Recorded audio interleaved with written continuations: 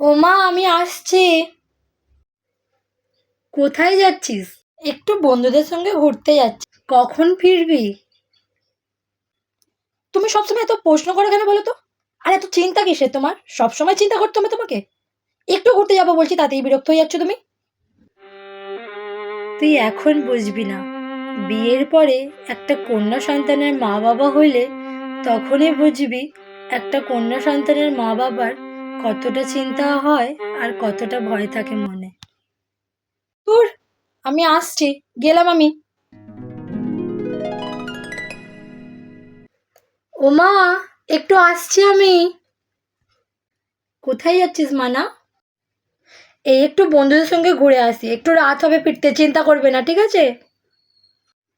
এখনো আসছে না কেন? 9টা বেজে গেল। একবার ফোন করে দেখি কি হলো। ফোনটা তোল না।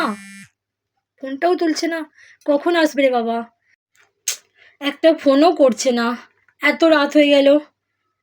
কি হলো রে বাবা, আজ মেয়েটার কিছু বিপদ আপদ হলো না তো? ভয় হচ্ছে। কি করি যে। মানে তুই এসে গেছিস? একটা ফোন করবি তো বল। কত চিন্তা হচ্ছিল জানিস, কত রাত হয়ে গেছে। তোমাকে তো বলেইছি আমি ফিরতে রাত হবে, সব কিছুতে এত চিন্তা করো কেন? কখন ফিরবি কখন ফিরবি বলেই যাচ্ছ। এত ভয় পাও কেন সব কিছুতে?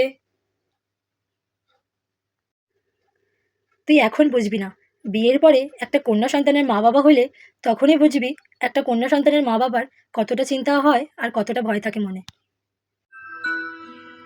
ঠিকই বলতে মা তুমি, তখন বুঝতে পারিনি।